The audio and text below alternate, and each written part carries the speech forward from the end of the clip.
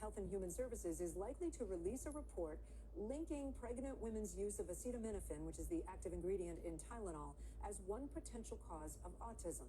Joining us now, NBC's Marissa Parra, and also with us, Dr. Lucky Sekhon, a board-certified OBGYN and reproductive endocrinologist and infertility specialist. Marissa, I'll go to you first. What are we hearing in response to the Wall Street Journal story?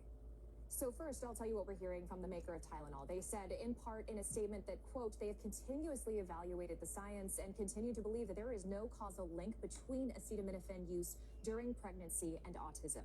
Now, in response to an NBC News inquiry, an HHS spokesperson also responded to us saying, quote, until we release the final report, any claims about its contents are nothing more than speculation, but they insist and claim that they will use, quote, gold standard science, Kate and Zinkley. Now, as for that report that the Wall Street Journal is saying will come out, they say that that should be at some point at the end of this month. Of course, that will tell us all the further details and what's going to be in this, but we're all waiting for that. Yeah, Marissa, thank you. Dr. Lucky, let's bring you in here because there is just so much conflicting information regarding pregnant women who are taking Tylenol and autism. What exactly does the science say, and what do people at home need to know?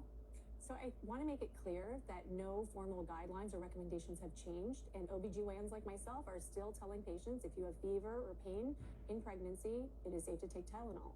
And when it comes to studying outcomes from exposures in pregnancy, it can be really challenging because you can't really enroll pregnant women in trials the same way you can other people. So we're relying on observational studies, meaning women are filling out questionnaires, looking back in time at when they were pregnant, what did they put in and on their bodies, what were their behaviors, and researchers are trying to find a link. But there is no new causal link or no new information. This is all based on those observational studies that show associations, but associating two different things doesn't necessarily mean one caused the other. And that is the important distinction. There was actually the best design study, the biggest study that we have last year, came out in 2024, looking at over 2 million children. And what they did was initially they saw an association, just like some of the other studies, but they drilled down deep and looked at households where there were two different siblings, at least, where one was exposed in utero and one wasn't. And that difference that they saw, that association, disappeared. So they said, based on this, our conclusion is this is likely genetic or related to the familial environment.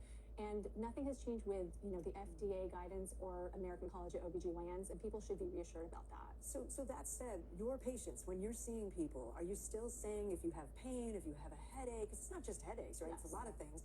You're still saying go ahead and take acetaminophen. Fever is an independent risk factor for some of these adverse neurodevelopmental outcomes, so it's actually dangerous to not treat fevers. So yes, we tell patients, treat your fevers, treat your pain, because that can lead to better outcomes in pregnancy. Really important information, Dr. Lucky Sekhon, Marissa Parra. Thank you both.